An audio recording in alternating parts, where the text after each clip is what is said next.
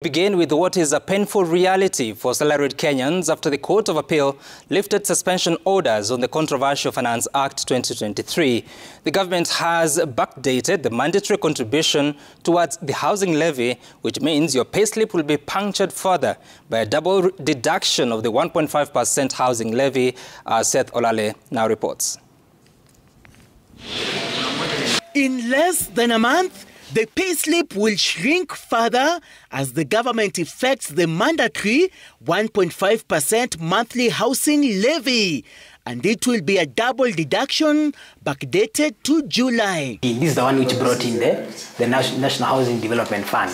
The Ministry of Lands and Housing, through a public notice, announced that the levy is payable by the employee and employer at a rate of 1.5% of the employee's gross monthly salary by the employee and 1.5% of the employee's monthly gross salary by the employer, as outlined in the Finance Act 2023. Court of Appeal decision did not provide guidance as to the implementation date of the Finance Act. You'll recall that the Finance Act had been suspended in entirety until 28th of July. The new housing tax shall be remitted by the employer not later than 9 working days after the end of the month in which the payments are due. The Ministry of Lands and Housing has appointed the Kenya Revenue Authority as the housing tax collection agent. The ministry says KRA will issue a communication advising on the mode of collection. So taxpayers find themselves in a very awkward position where they have to comply with the law after the fact. And for some people, they have even paid salaries. So it's a question about what do we do about those salaries. I think there'll have to be a recovery of some sorts in the subsequent months.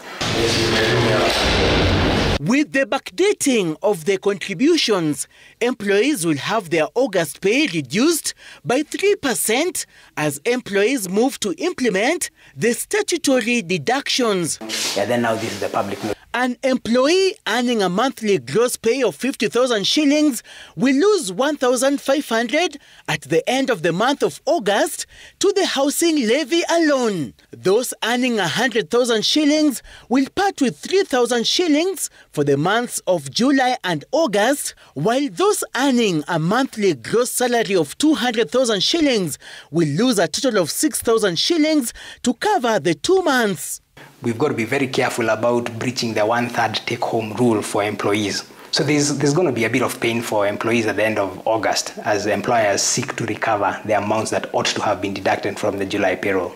The mandatory housing tax is among contentious clauses contained in the Finance Act 2023 being battled in court by those opposing its implementation.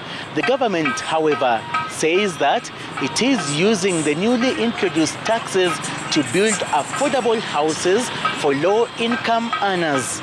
Seth Olale, Citizen TV, Nairobi. And salaried